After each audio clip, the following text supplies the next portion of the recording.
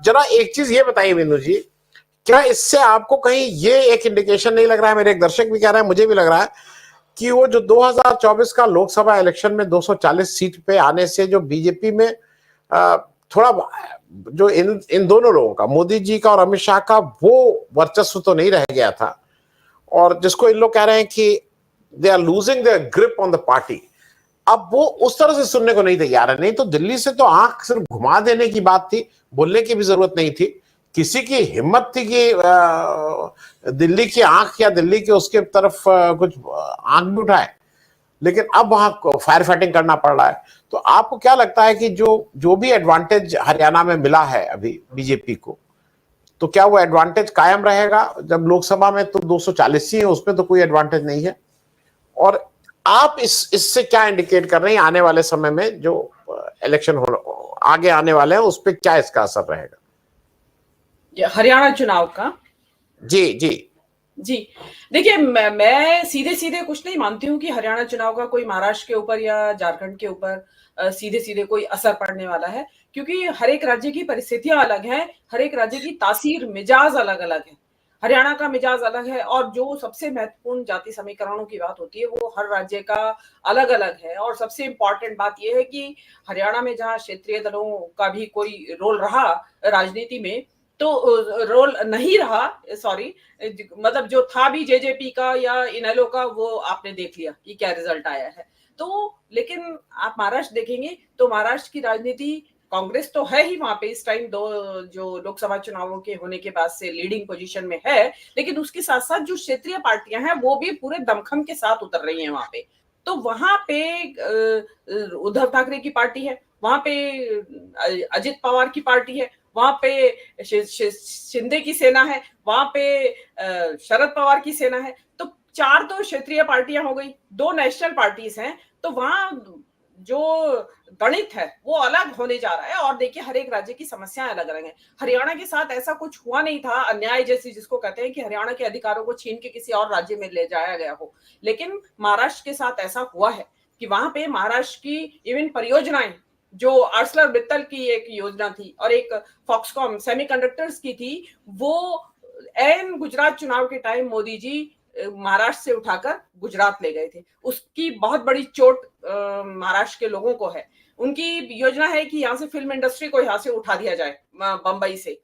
और ये जो लेटेस्ट शूट आउट और ये सब हुआ है, ये इसकी कहीं ना कहीं उस पर छाया है। उस जो ये कांड हुआ है उसका फिल्म इंडस्ट्री से भी कुछ लेना देना है कि वहां से हटाई जाए फिल्म इंडस्ट्री, और उसके ऊपर जिन लोगों का वर्चस्व है उसका वर्चस्व तोड़ा जाए। तो ये एक हर्ट करने वाली बात महाराष्ट्र में है। और उसके अलावा वहां पे डायमंड बूट्स, जो हीरे का बाजार है, उसको सूरत ले जाने की कोशिशें उनकी जारी हैं। उसके अलावा आपने देखा होगा कि गिफ्ट सिटी को बनाया तो उसको महाराष्ट्र में, सॉरी, गुजरात में ही बनाया गया। मतलब मोदी जी के जो उसमें प्रायोरिटी में जो रहता है कि इन्वेस्टमेंट आए, फॉरेन इन्वेस्टमेंट आए, वो भी गुजरात में जाए। अदरवाइज ऑल्सो वो ये इनके प्रकार ले जाके गुजरात में टिका देते हैं ताकि वहां ज्यादा से ज्यादा रोजगार की अपॉर्चुनिटीज पैदा हो।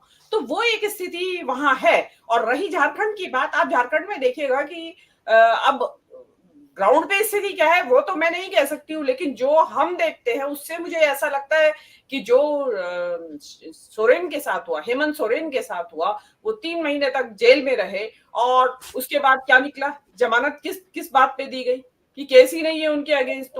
तो वो चीज एक, मुझे ऐसा लगता है कि आदिवासी अस्मिता को, जो वहां की जो स्थानीय जो जनता है, उसको एक हर्ट करने वाली बात है कि आप हमारे नेता को इस तरीके से आप लानत उसकी तिरस्कार करेंगे, ऐसा अपमान करेंगे कि आप बेवजह जेल में सड़ाएंगे, मतलब जमानत तक नहीं होने देंगे।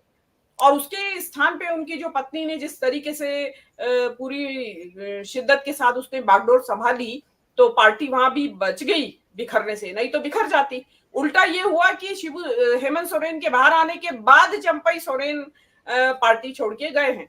और चंपई सोरेन पार्टी छोड़ के गए हैं तो मुझे तो ऐसा लगता नहीं कि चंपई सोरेन का बहुत बड़ा क्लाउट है। जैसा कि बताया जाता है कि उनके अपने विधानसभा क्षेत्र के और आसपास का थोड़ा इलाका उनके थोड़ा प्रभाव क्षेत्र में आता है। तो ये चीज मुझे ऐसा नहीं लगता कि हरियाणा के चुनाव सीधा असर कोई डालने वाले। और दूसरी बात, हरियाणा के चुनाव के बारे में जिस तरीके की जो धांधली की जो खबरें हैं, मतलब आप देखिए 9 सीटों के बारे में तो आ रहा है कि 22,500 वोट के हेर फेर से ही वहां पे हार जीत हुई है। और फिर उसमें आ रहा है कि 99% उसमें बैटरी चार्ज थी, जो ईवीएम मशीन थी। वो सब दर्शकों ने कई बार पढ़ भी लिया होगा, सुन भी लिया होगा सोशल मीडिया के ऊपर।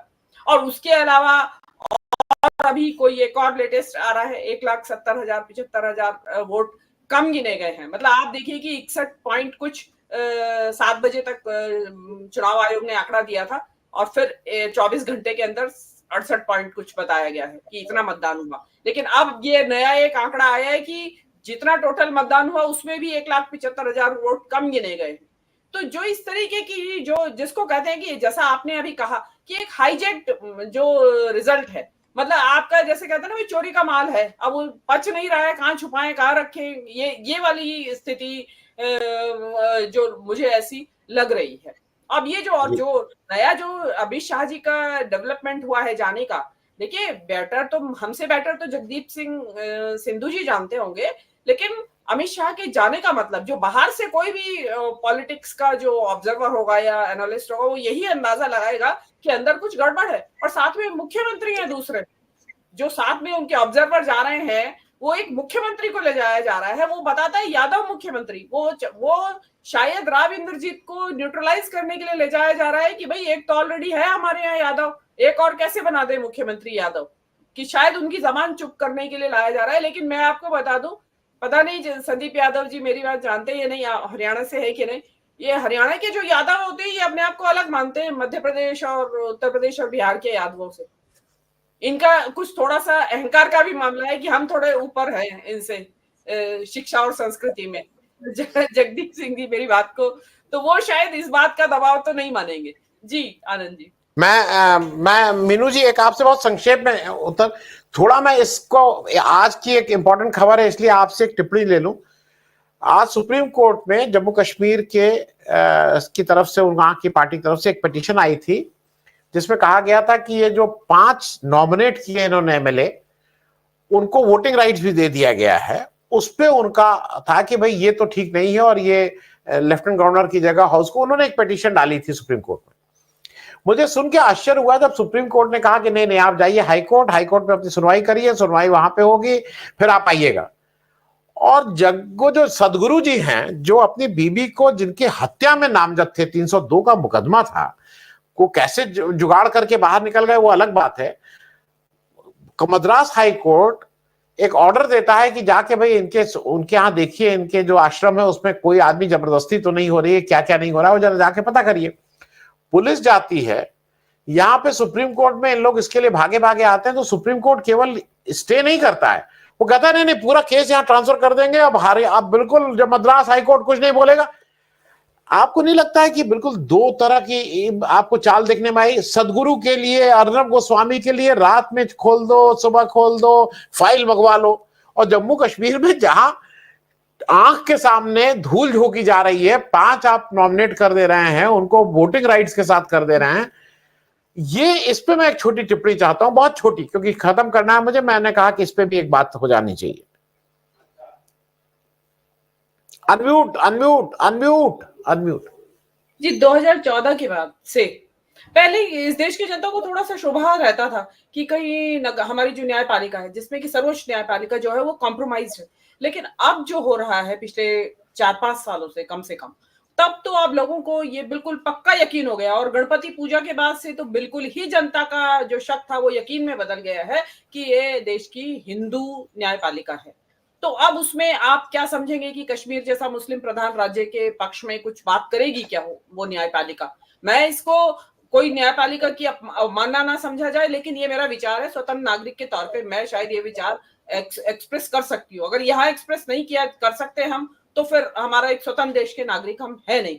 तो आपने जो ये 5 जो आपके जो ये सदस्यों के बारे में जो आपने बात की, एक्चुअली तो इन्होंने इसलिए किया था, उनको अफरा तफरी में, जल्दबाजी में उनको नॉमिनेट कि पहले ही एडवांस में कर लिया था कि इनकेस कोई हंग असेंबली जैसी सिचुएशन अगर वहां पैदा होती है जम्मू कश्मीर में, तो ये 5 हमारे काम आएंगे। लेकिन हुआ कुछ और, वहां पे वो क्लियर मेजोरिटी के साथ एनसी कांग्रेस गठबंधन वहां उसमें आ गया, तो इनका वो कराया वो बेकार हो गया। लेकिन आप उसमें ये चीज और भी देखिए, मैं थोड़ा इससे हटके बात कर रही हूँ कि अभी फिर सरकार बनने के बाद भी राज्यपाल की शक्तियां बढ़ाई जा रही हैं, पुलिस एडमिनिस्ट्रेशन को लेकर नई शक्तियां राज्यपाल को दे दी गई। तो यहाँ तो दिल्ली से भी ज्यादा बदतर हालात पैदा होंगे। अब उसमें देखिए, मुझे तो लगता नहीं कि उमर अब्दुल्ला इतने एग्रेसिवली, जैसे कि केजरीवाल ने अपना लड़ाई लड़ी और लड़ते रहे लगातार, किसी भी तरीके से लगातार कन्फ्रंटेशन उनकी होती रही, तो उमर अब्दुल्ला तो शायद ऐसी कन्फ्रंटेशन वाला मुझे उनका व्यक्तित्व लगता भी नहीं है कि जो हो रहा है वो चुपचाप स्वीकार कर लेंगे। तो अब जनता जो है, जम्मू कश्मीर की जनता इन सब चीजों को कैसे लेगी? प्रोबेबली घाटी की जनता ने तो शायद, जिसको कहते हैं ना, टुक अ साय ऑफ रिलीफ, कि उनको लगा होगा कि अच्छा हुआ हमने इनको यहाँ जगह नहीं दी, बहुत अच्छा हुआ हमने अपनी सरकार बना ली।